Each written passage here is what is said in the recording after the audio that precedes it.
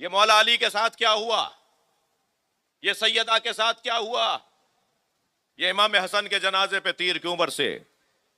یہ کربلا میں حسین کے ساتھ کیا ہوا؟ اور پھر امام زین العابدین کو کہاں لے جایا گیا؟ پھر امام محمد باقر کو زہر کیوں دیا گیا؟ پھر امام جعفر صادق کو زہر سے کیوں شہید کیا گیا؟ پھر امام موسیٰ کاظم کو 14 سال اسیر رکھا گیا؟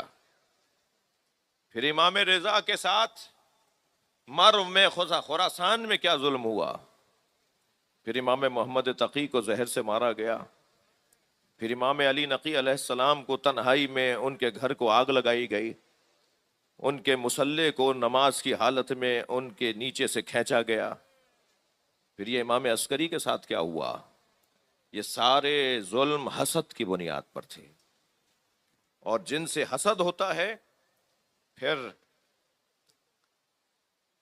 حسد کرنے والا اپنی مکمل طاقت اور توانائی اور ایک غلطی پر دوسری غلطی کرتا ہے، ایک ظلم پر دوسرا ظلم کرتا ہے، اور یہاں تک کہ اتنا شدید ظلم ہو جاتا ہے کہ مظلوم حسین سامنے آتے ہیں۔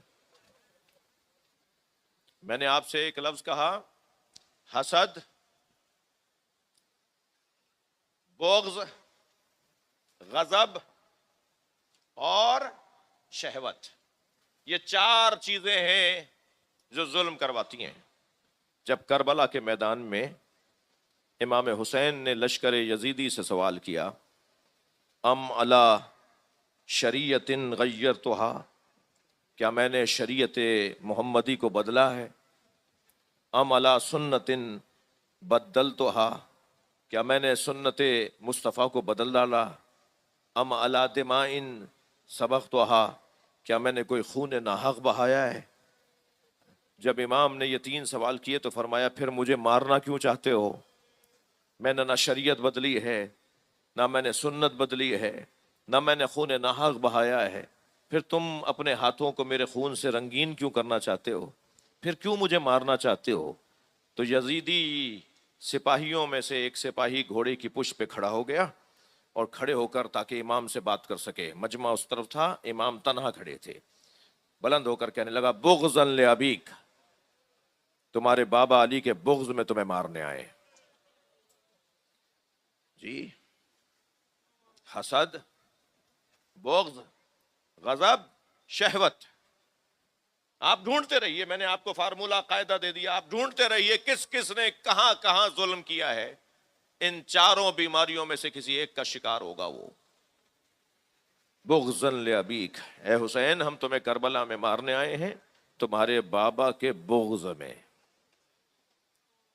امام حسین کو مارنے والے، شہید کرنے والے 2 طرح کے لوگ تھے، ایک حب دنیا کے بیمار اور ایک بغض علی کے بیمار۔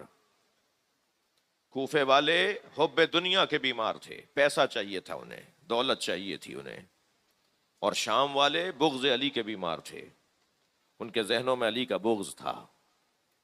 عزیزو، ان مجلسوں کے انعقاد پر، ان جلوسوں کے برپائی پر امت کو ہمارا احسان ماننا چاہیے،